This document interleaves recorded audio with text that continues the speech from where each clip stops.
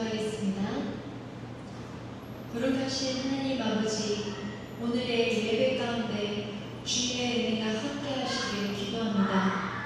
저희 마음을 열어 기쁨으로 주님을 찬양해 하시고 주님의 말씀을 믿음으로 받아 저희의 삶 가운데 순종의 열매로 나타나길 소망합니다. 이 예배를 온전히 주님께 맡기며 예수 그리스도 이름으로 기도드립니다. 아멘. 할렐루야. 주의 시간 찬양드리는 시간 되겠습니다. 저희 오늘 첫 찬양은 하나님의 사랑이 다 같이 마음으로 찬양했습니다.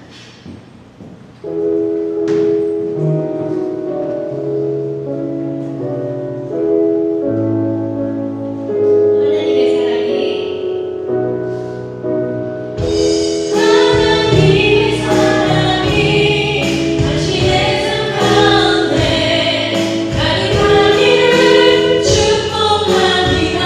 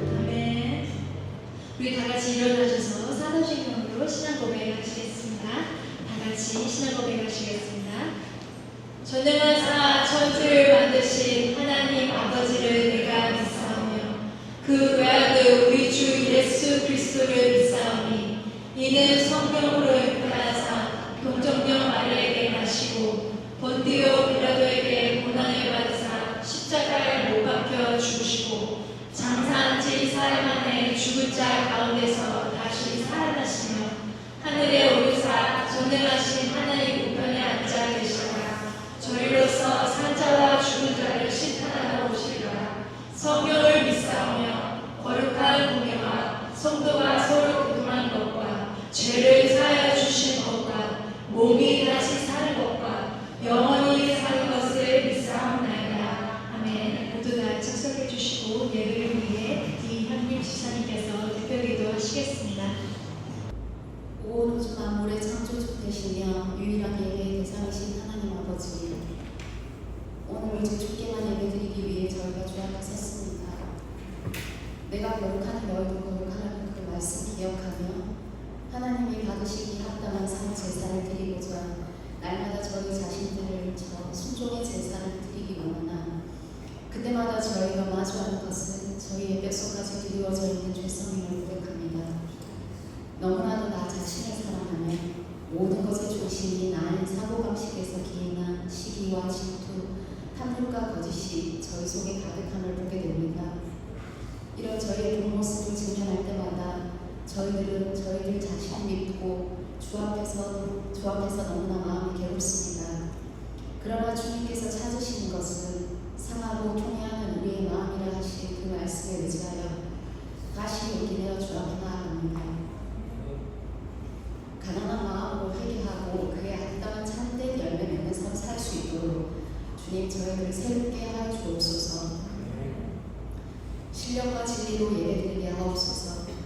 예배의 주체가 내가 아님을 깨닫게 하시고 내 속에 내주하시며 세상 끝날까지 함께 하시겠다고 말씀하신 성령의 이끄심과 죄인을 구하러 친히 이 땅에 오셔서 십자가를 지시며 열어주신 그리스도의 구원과 다시 오셔서 우리의 어려진 삶을 온전히 회복시키겠다 약속하신 말씀 붙들고 예배하며 이 땅에서 거룩한 삶을 살아가게 하옵소서. 거듭난 생명으로 주님과 사귀게 하옵소서. 주님을 더 알아가고 내 모든 것을 다 아뢰며 믿음으로 주님과 걸어가게 하옵소서. 목사님께서 전하시는 말씀 속에서 더욱 주님을 발견하게 하시고 주님과의 관계가 깊어지게 하옵소서. 우리 교회에 청소년들을 많이 보내주셔서 감사드립니다. 새생명교회가 이들을 말씀으로 잘 가르치고 양육하여 세계 곳곳으로 파송하는 사역을 잘 감당할 수 있도록 능력과 지혜와 소망을 부어주옵소서. 이들 한 사람 한 사람이 걷게 될 인생의 여정 속에서 그들이 머무는 곳곳에서 그리스도의 빛을 발하는 존재들이 되게 하시고 그들이 가보는 땅이 복음으로 회복되는 역사가 일어나게 하옵소서. 교회 공동체가 더욱 아름답게 성경적으로 유지되고 든든히 서갈 수 있도록 눈에 보이지 않지만 헌신하는 이들이 새생명교회에 많이 있습니다. 시냇가에 심은 나무가 잎이 청청하여 그 마르지 않은 가치 그들의 영혼이 그 섬기는 모든 일 가운데 세상에 줄 수 없는 기쁨과 감사가 넘치는 삶을 누리게 하옵소서.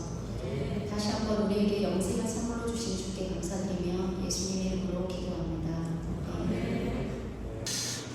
오늘 본 말씀 함께 보도록 하겠습니다. 오늘 함께 보실 본 말씀은 요한계시록 1장 1절에서 5절까지 말씀드리겠습니다. 주보에는 8절까지 되어 있는데 제가 분량을 실패했습니다. 5절까지만 오늘 보도록 하겠습니다.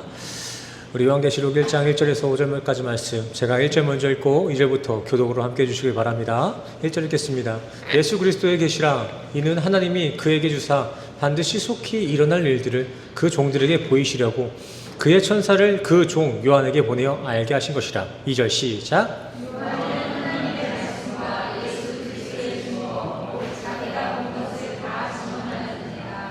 이 예언의 말씀을 읽는 자와 듣는 자와 그 가운데 기록한 것을 지키는 자는 복이 있나니 때가 가까움이라.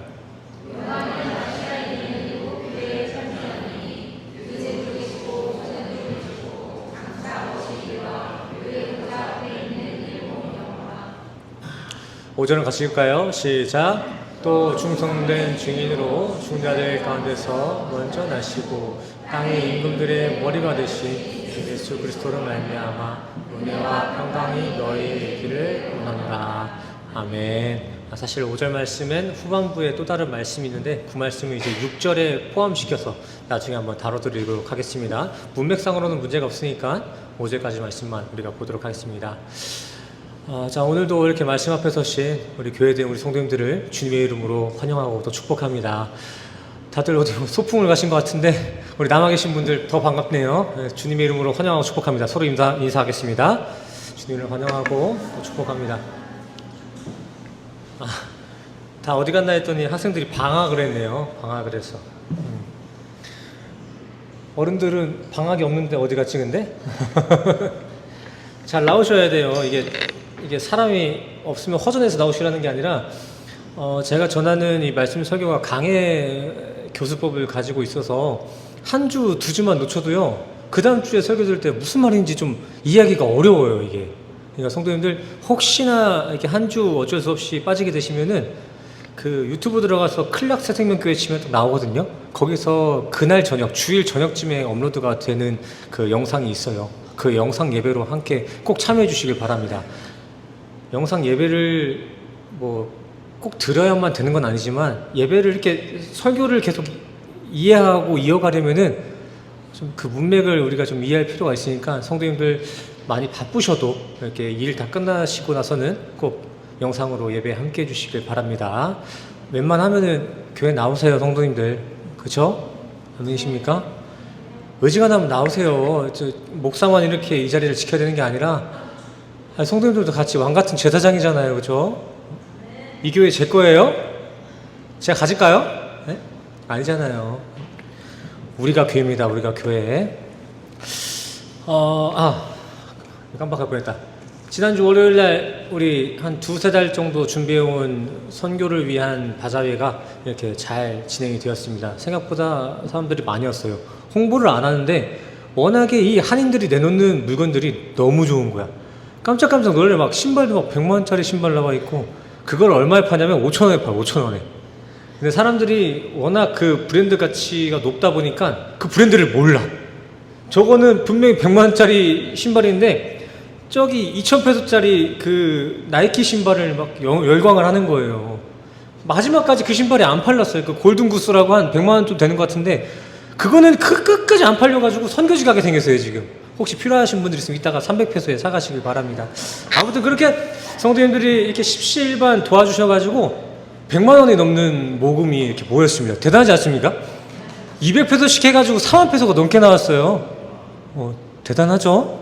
이래서 제가 매년 이렇게 바자회를 하는 거예요. 별거 아닌 것 같은데 십시일반 마음을 모으면 이렇게 선교지에 큰 도움을 줄 수가 있습니다. 사실은 이제 물건이 너무 없는 것 같아가지고 이번 연도까지만 하고 이제 2년씩 하려고 했는데 금액을 보니까 안 되겠어요. 매년 해야 될 것 같아요. 성도님들 뭐 없는 거 쥐어 짜내라고는 못 드리겠지만 그래도 계속 마음으로 이렇게 함께 참여해 주시면은 선교지에 큰 도움이 될 것 같습니다. 내년에도 잘 부탁드립니다. 또 그리고 또 이렇게 물질이나 물품뿐만이 아니라 이렇게 점심까지 섬겨주셨습니다. 감사합니다. 또 광고. 예, 뭐 좀 미리 제가 광고를 드릴게요. 놀러 가실 것 같으니까 12월 25일 날 예배 있습니다. 똑같은 대예배 시간 이제 오후 11시 12월 25일 오전이구나. 오전 11시에 크리스마스 성탄절 예배 있습니다. 성도님들, 성탄절은 성도님들 생일이 아닙니다. 성도님들을 위한 날이 아니니까 좀 그날만큼은 조금 시간을 거룩히 구별해서 예배의 자리에 함께 나오셔가지고 예수님의 부활하심과 또 탄생하심을 기억하고 기념할 수 있는 귀한 날 되기를 간절히 소원합니다. 놀러 가지 마세요. 가더라도 예배 드리고 하셔야 됩니다. 네, 제가 이번 주 주중에는요 한 사업체를 운영하시는 사장님 한 분을 만나서 이렇게 고민과 뭐 신앙 상담을 나눴습니다. 젊으신 사장님이셨어요. 뭐 아무리 젊어봤자 저보다 나이가 좀 더 있으셨죠. 한 40 정도 되시는 것 같아요. 40대 정도. 근데 그 사장님이 이런저런 얘기하시다가 그러시더라고요. 목사님, 신앙생활을 이어가는 게 너무나 힘듭니다. 너무 어려워요, 신앙생활하는 게. 그래서 제가 물었어요. 뭐가 그렇게 어렵고 힘드세요? 그래서 저는 어렴풋이 짐작해서 이렇게 물었어요. 혹시 교회에서 맡은 직무나 직책이 좀 버거우신가요? 하는 일들이 많아서 그러세요? 근데 제 예상과는 달리 그 사장님이 이렇게 대답하시더라고요. 교회에서 하는 일은 정말 많아요. 아침에 가서 저녁까지 계속해서 쉬지 않고 봉사합니다. 헌신합니다. 근데 힘들진 않습니다. 근데 제가 힘든 건요, 사회생활을 하면서 신앙생활을 이어간다는 게 너무나 어렵습니다. 이어서 말씀하시더라고요. 저도 그냥 다른 사람들처럼 세상 풍조대로 또 대충 눈치껏 적당히 막 해가면서 살면 참 사업이 쉽고 신앙생활도 쉬울 것 같은데, 세상에서 성도답게 살아가려고 하니까 인정도 못 받고요, 돈도 못 받고, 요즘은 이게 맞나 싶을 정도로 너무나 힘이 듭니다 라고 이야기하더라고요. 결론은 이거였어요. 그냥 교회에서 하는 교회생활도 힘들지 않습니다. 밖에서 살아가는 사회생활도 힘들지 않습니다. 근데 교회 밖 사회에서 교회로서 살아가는 그 신앙생활을 이어가는 그 성도의 삶이 너무나 어렵다는 거예요. 인정도 못 받고 돈도 못 받고, 이게 뭔지. 그래서 제가 그분께 말씀드렸습니다. 맞아요. 그런 거 사람들은 몰라요. 끝까지 그렇게 산다고 해도 끝까지 사람들은 몰라줍니다. 근데 그렇게 사람들은 그 성도님의 정직을 몰라줘도 하나님은 아십니다. 아무도 보지 못한 성도님들의 거룩한 삶은 하나님이 두 눈 뜨고 지켜보고 계세요. 참 이러한 말씀이 믿지 않는 사람들에게는 택도 없는 말씀입니다. 근데 이분은 믿는 사람이기에 이 말씀에 다시 한번 감사를 고백하더라고요. 맞습니다, 목사님. 맞네요, 그게. 저는 이렇게 그 사장님의 얘기를 들으면서 우리 성도님들의 생각이 나더라고요. 아, 우리 성도님들이 지금 이렇게 세상에서 치열하게 살아가고 있구나. 정말 그 사장님 말대로 내가 잠깐 눈만 감아주면 돈 1,000만 원씩 뚝뚝 떨어지는 이 숱한 유혹들을 뒤로 하고, 눈만 감으면 돈 1,000만 원씩 나타나는 이 세상의 질서를 뒤로 하고 우리 성도님들 두 눈 뜨고 살아가고 있구나. 저는 이런 생각이 들면서, 아, 이번 주는 이렇게 보이는 게 전부의 세상에서 보이지 않는 하나님을 믿고 있는 우리 성도들에게 위로의 말씀을 전해야겠다라는 생각이 들어서 저는 오늘 계시록 말씀, 계시록 1장 말씀을 들고 왔습니다. 오늘 말씀이 우리 성도님들의 그 신앙과 삶에 위로와 은혜가 되기를 간절히 소원합니다. 우리 학생들도 마찬가지예요. 학생으로서 살아가면서 신앙생활하는 거 정말 어렵잖아요. 그죠? 그래? 난 어려웠어. 너희도 어려울 것 같아. 근데 그 가운데서도 오늘 이 말씀이 위로가 되고 너희들의 원동력과 힘이 되길 소원한다.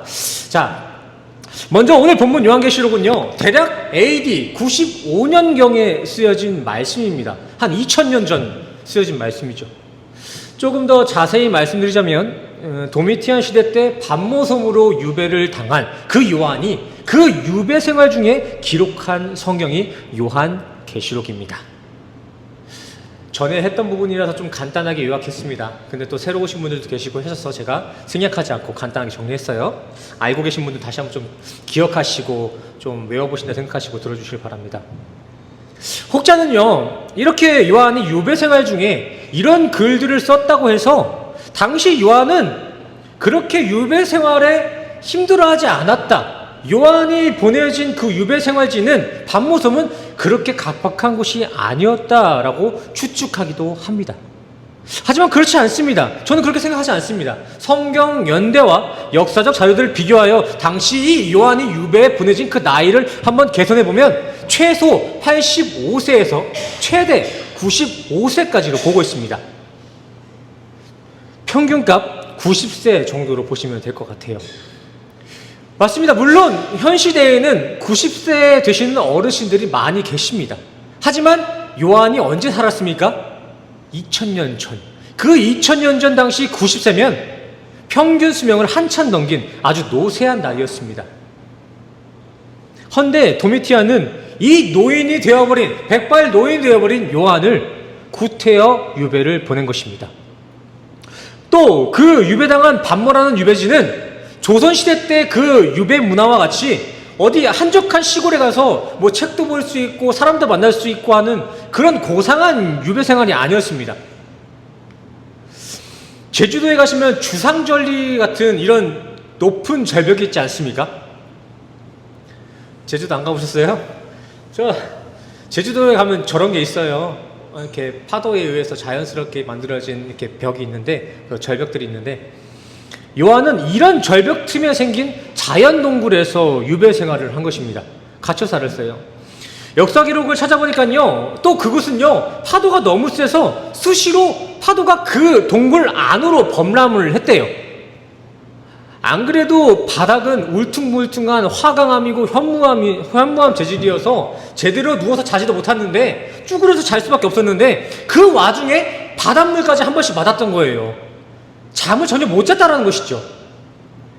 그 선교 여행을 가신 분들에 의하면 그 반모섬, 그 요한이 갇혀 있었던 동굴이 이런 형태였다라고 합니다. 화질이 별로 안 좋죠. 제가 찍은 게 아니고 인터넷에 있는 거 그냥 퍼와가지고 좀 화질이 안 좋습니다. 제가 조금 소원하고 있는 게, 성분들 제 나중에 저한테 휴가와 휴가비를 주시면 제가 이게 모든 선교지에 가가지고 잠도 안 자고 사진 다 찍어 오겠습니다. 제가 바쁘시면은 제가 갔다 올게요. 아무쪼록 이렇게 저렇게 각박한 환경 속에 살았대요. 사진을 보니까. 근데 뿐만 아니라 그들은 낮이 되면은 유배당한 이들을 채석장에 보내서 강제 노역을 시켰다고 합니다.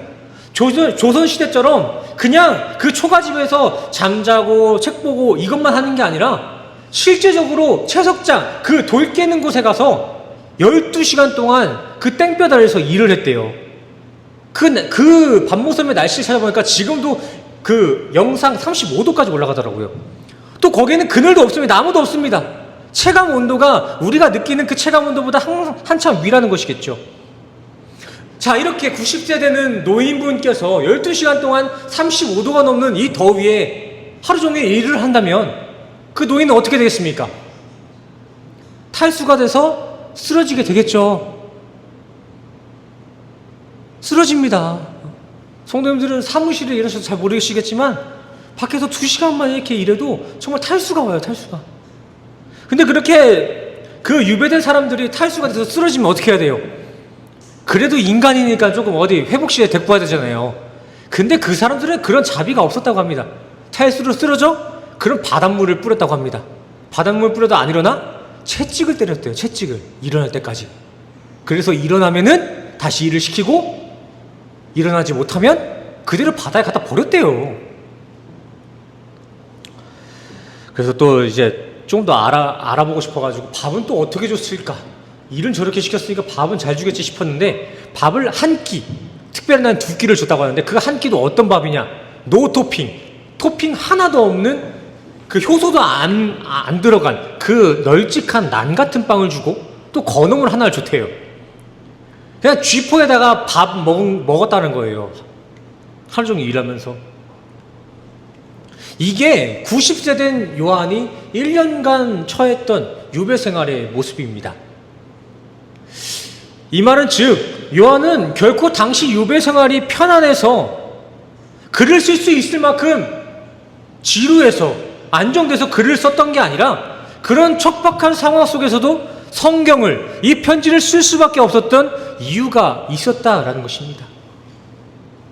자, 그렇다면 요한은 왜 그런 상황 속에서도 이 계시록 편지를 쓸 수밖에 없었던 것일까요? 35도가 넘어가는 이 날씨 속에 12시간 동안 일을 하는 그 와중에서도 요한은 편지를 썼다고요. 왜요? 어떤 이유 때문에? 서론에서 말씀드린 바와 같이 계시록 저작 시기는 AD 95년경 도미티안의 시대입니다. 도미티안이 누구입니까? 도미티아누스, 네로 황제와 함께 역사상 유대인과 그리스도인들을 가장 악랄하고 잔인하게 박해했던, 핍박했던 황제가 도미티안입니다. 도미티아누스라고도 부르죠. 보통 사람들은 네로를 조금 기억에 남고 있습니다. 기억하고 있습니다. 4년 동안 아주 제대로 고문을 했으니까요. 근데 네로는 말 그대로 그 박해 기간이 길어봐야 4년이었어요. 4년 동안 그리스도인들을 괴롭혔어요. 그리고 또 주로 그 로마 수도에 있는 그리스도인들만을 타겟으로 괴롭혔습니다. 수도에 있는 그리스도인들만 4년 동안 괴롭혔어요.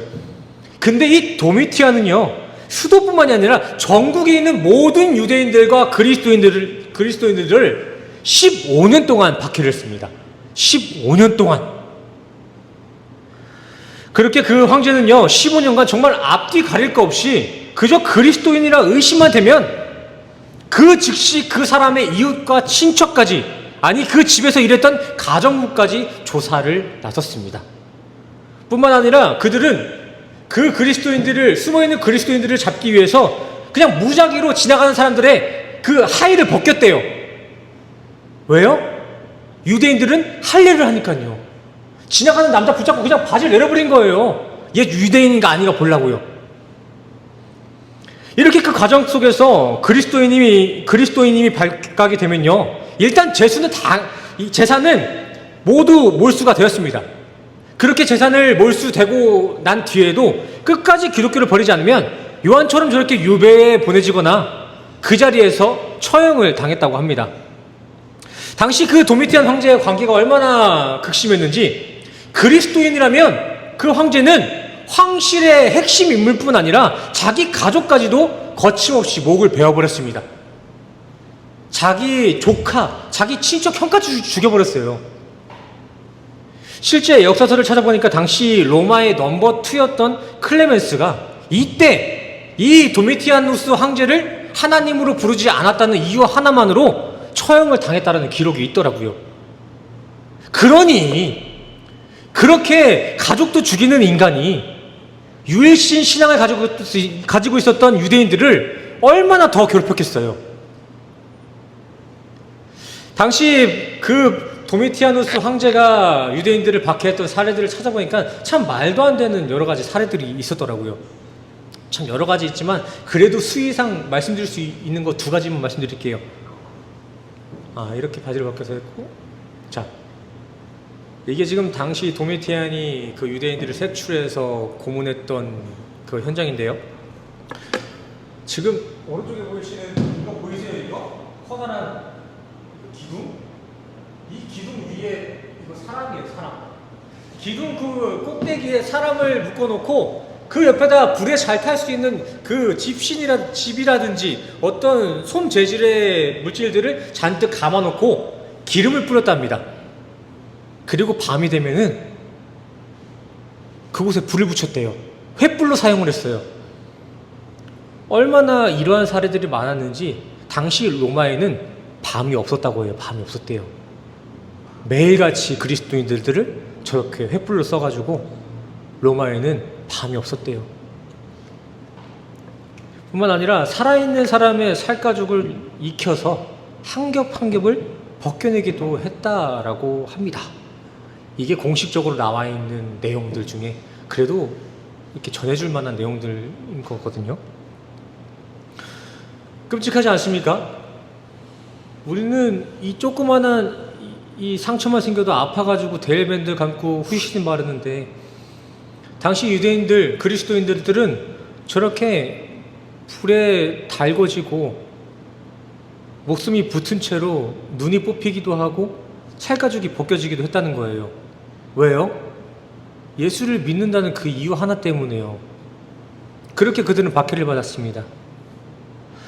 그런데 당시 그리스도인들은 그런 도미티안의 압제에 굴복하지 않았다고 합니다. 그렇게 자신의 살가죽이 벗겨지고 내 몸이 불에 불탄다고 해도 그들은 끝까지 도미티안을 하나님이라고 부르지 않았어요.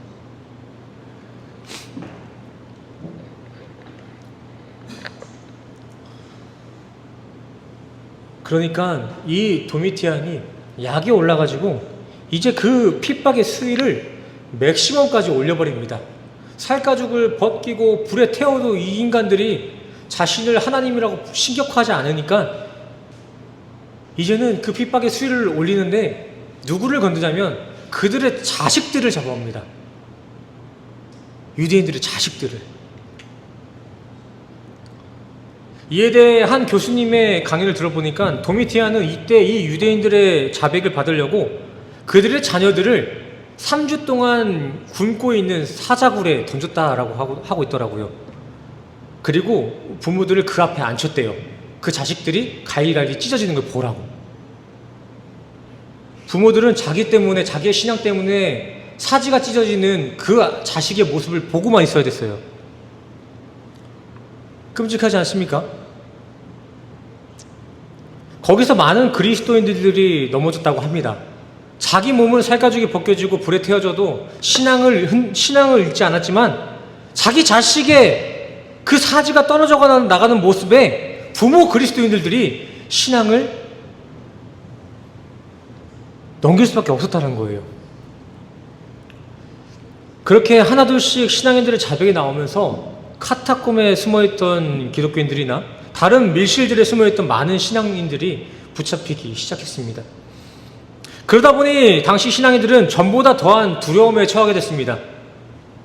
그리고 더하여 신앙인들끼리의 그 신뢰도 무너져 버렸어요.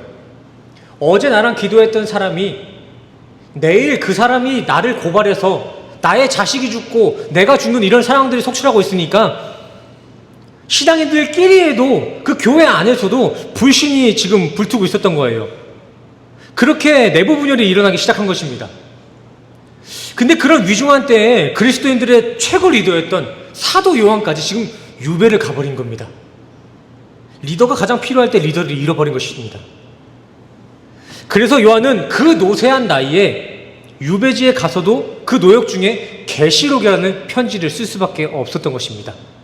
극심한 박해 속에 남겨진 그 성도들을 위로하고 권면하기 위해서요. 면밀히 말하자면 하나님이 요한을 통해 그들을 위로하시고자 요한에게 계시록을 쓰게 하신 것이죠. 힘내라 내 아들아, 내 딸아. 자, 시작됩니까? 계시록 3절 말씀 같이 읽겠습니다. 시작.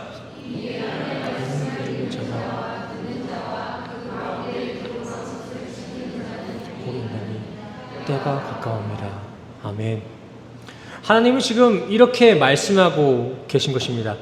황제의 핍박에 굴복하여 생명을 연장한 이들, 그 시대 정신에 순복하여 자기 재산을 지킨 이들이 복이 있는 것이 아니라 끝까지 이 복음을 수호한 너희가 마카리오스, 참 축복받은 이들이다. 왜냐하면 카이오스, 하나님의 심판, 하나님의 때가 곧 도래할 것이기 때문입니다. 사실상 원어 해석상으로는 곧 도래한다라고 보는 것보다는 이미 그 하나님의 때, 하나님의 심판이 왔다라고 보는 것이 더 나은 해석입니다. 하나님의 심판이 이미 왔다. 그러니 말씀을 붙잡고 있는 너희들이 진짜 복 있는 자들이다. 아멘이십니까, 성도님들? 아멘. 성도님들, 하나님의 심판, 그 하나님의 때는 이미 시작이 되었습니다. 나중에 수천 년 뒤에, 수백 년 뒤에 장차 오시는 것이 아니라 하나님의 때, 하나님의 심판은 이미 시작이 되셨어요. 그러기에 이 종말의 시대 속에서 그 하나님의 심판 기준인 복음을 가진 우리 성도야말로 진짜 복받은 자가 되는 것입니다. 아멘이십니까, 성도님들? 왜 갑자기 이 말씀의 타겟이 우리가 됐는지, 왜 그 계시록은 당시 핍박받았던 그 교회를 위한 편지라고 얘기해놓고서는 왜 그 말씀이 우리에게 왔는지 의아할 수 있겠지만, 이 계시록 말씀은요, 단순히 당시 박해를 받았던 소아시아 그 7 교회만의 이야기가 아닙니다. 물론 4절 말씀을 보시면 그렇게 7 교회에게만 편지하는 것처럼 기록되어지고 있지만, 여기 나와 있는 이 숫자는요, 단순 숫자의 개념으로 볼 게 아니라, 단위의 개념으로 볼 게 아니라 상징적으로 해석되어져야 합니다. 당시 유대인들의 그 히브리 문학에서는요, 이 문법, 이 문학 기법상으로 각 모든 숫자에 의미를 부여하곤 했는데요, 그렇게 부여된 7의 의미는 충만과 안식과 완전이었습니다. 여기 나와 있는 저 7은요, 그냥 7개의 교회가 아니라 완전과 충만, 안식, 모든 교회에, 하나님의 은혜로 충만한 모든 교회에게 전해지고 있는 편지다라고 보는 게 맞다라는 거예요. 계시록은 옛 역사나 타인을 위한 편지가 아니라 현 시대를 살아가는 우리 성도들에게까지 전달되어야 될 하나님의 복음이라는 것입니다. 그렇게 하나님은 자신의 종된 우리 성도님들 모두에게 이렇게 복음을 전하십니다. 4절과 5절 말씀 우리 같이 읽도록 하겠습니다. 자, 4절 5절 같이 읽겠습니다. 시작. 요한은 아시아에 있는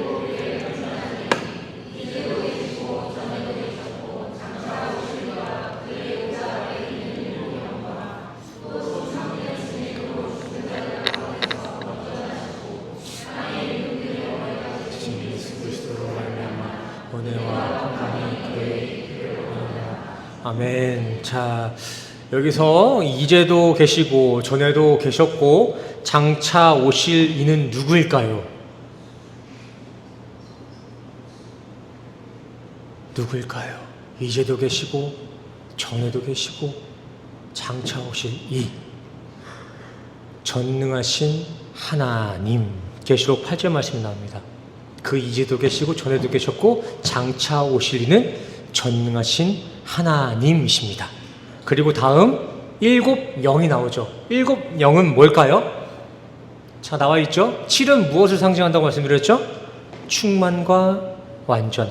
그럼 이 7 영은 당연히 성령을 의미하는 게 맞겠죠. 처음 듣는 것처럼 이렇게 계시는 것 같은데 이미 한번 했던 내용이에요. 그래서 제가 다시 한번 다루진 않을게요. 혹시나 이 부분에 헷갈리시는 분들 있으시면은 스가랴서 4장 말씀 전체를 한번 읽어보시길 바랍니다. 4장 6절 말씀과 10절 말씀을 중심으로 전체적인 말씀을 읽어보시면 7 영이 왜 성령인지를 알 수가 있으실 거예요. 자, 추가로 설명 안 하고 바로 넘어가겠습니다. 자, 그리고 마지막 또 한 분이 나오시죠. 또 한 분이 누가 나오시고 계시죠? 예수 그리스도. 근데 요한은 그 예수님을 어떻게 기록하고 있습니까? 예수 그리스도는 어떠한 분이십니다 라고 지금 이야기하고 있어요. 자, 믿음이시요 또 부활의 첫 열매 되시고 참 통치자 되시며 참 임금이신 예수다라고 지금 기록하고 있습니다. 여기까지만 먼저 정리해보자면 이렇게 되겠습니다. 영원하신 하나님과 그의 완전하신 성령, 그리고 참 임금이시여 참 통치자이신 부활의 예수님으로 말미암아 은혜와 평강이 있길 원합니다가 5절의 해석입니다. 그런데 우리가 간과해서 안 될 것은 이 5절 말씀은 단순한 요한의 바람이 아닙니다. 그랬으면 좋겠다. 예수님의 이름으로 그렇게 되길 소원합니다. 이 정도가 아닙니다. 이 말씀은 도미티안의 횡포 앞에 던져지는 하나님의 거룩한 선포입니다. 선포. 애초에 원문을 보시면요, 원한다라는 동사 표현 자체가 없습니다. 그 말은 즉슨 이 구절은 요한의 바람 정도가 아니라 요한이 하나님께서 이루실 일들을 선포하고 있다는 것입니다. 당신들에겐 은혜가 있습니다. 당신들에겐 평강이 있습니다. 당신들에게 영원하신 하나님이 함께하고 계세요. 지금 요한은 그렇게 선포하고 있는 거예요.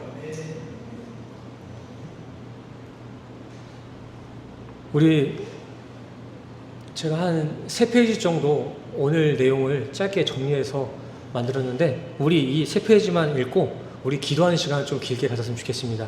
같이 읽겠습니다. 시작. 이제 세상은 다들 당연하게 도미티안을 하나님이라고 영원한 주님이라고 칭송하는데 그거 아닙니다. 우리의 영원한 주님은 오직 하나님이십니다. 이제 온 세상이 다 도미티안에게 머리를 숙이고 굴복하고 있지만 우리의 순종과 순복의 대상은 참 통치자요 참 임금이신 예수 그리스도 한 분이십니다. 마지막입니다. 우리가 고대하는 삼위일체 하나님으로부터 오는 은혜의 선물입니다. 아멘. 성도님들, 앞서 말씀드린 바와 같이 이 편지는요, 현 시대 우리 성도들에게까지 전달되어야 할 복음의 편지입니다. 단순한 역사 기록이 아니라 하나님이 우리에게 지금 이렇게 말씀하고 있다는 거예요.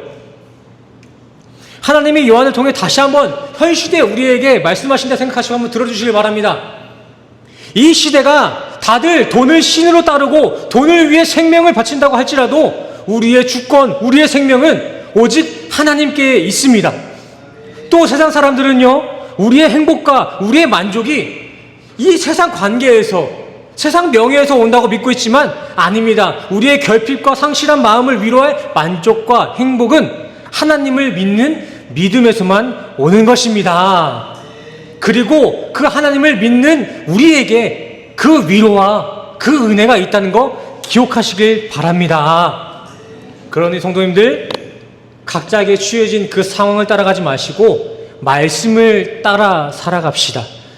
매일 변하는 내 형편, 내 실력 바라보면서 실망하고 낭망하지 말고 창세 전부터 우리를 구원하겠다 약속하신 그 하나님의 말씀, 그 하나님의 신실함을 바라보며 살아갑시다. 그 믿음과 그 시선에 하나님의 위로가 있을 줄 믿습니다. 또 그 위로에만 우리의 만족과 행복이 있는 것이며, 그렇게 위로부터 오는 은혜만이 우리가 오늘도 거룩히 살아갈 수 있는 힘과 능력이 되는 줄 믿습니다. 아멘. 우리 이 시간 오늘 짧게 주어진 이 말씀을 다시 한번 묵상하고, 또 우리에게 주어진 은혜는 어떠한 것인지 다시 한번 묵상하고 기억하면서 기도하고 찬양했으면 좋겠습니다. 같이 나와서 찬양할까요? 내가 가장 후회하지 않는 일, 예수를 따르는 일,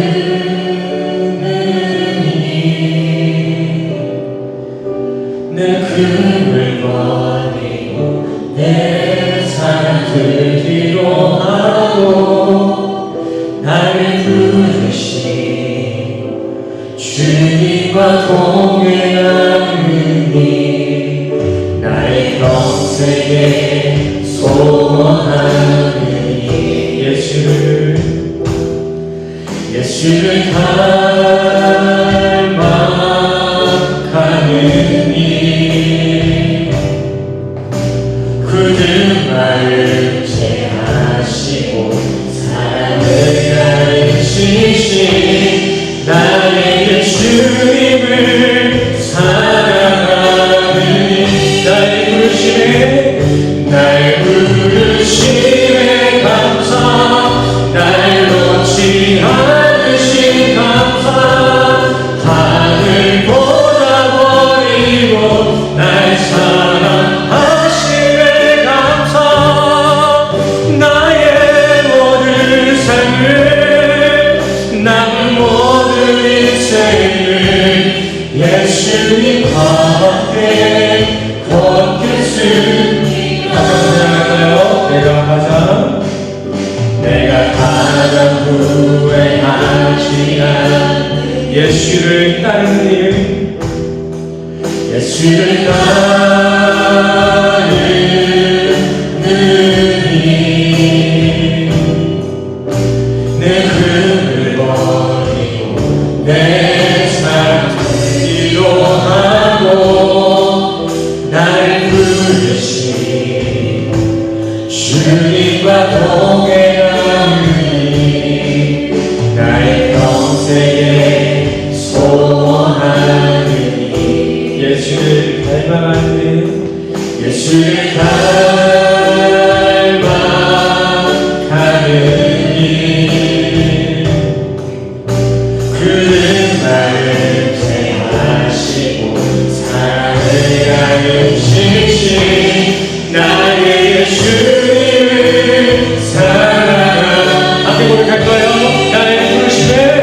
날 부르심에 감사, 날 놓지 않으신 감사, 하늘보다 멀리고 날 사랑하심에 감사, 나의 모든 삶을, 나의 모든 인생을 예수님과 함께 걷겠습니다. 다시 한번 날 부르심에 감사, 날 부르심에 감사, 날 놓지 않으신 감사, 하늘보다 멀리고 날 사랑하심에 감사,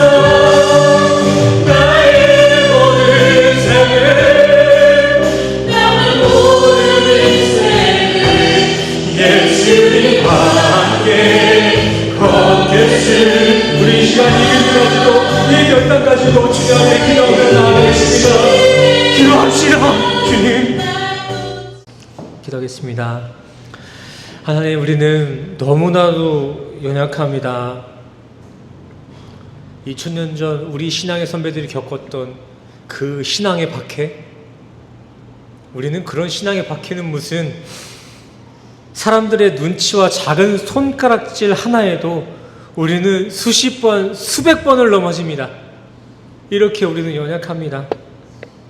주님, 이러한 우리의 연약한 실상을 주님 앞에 의탁하오니 당신의 전능하신 팔로 우리의 신앙과 삶을 안전히 거룩히 붙잡아 주시옵소서.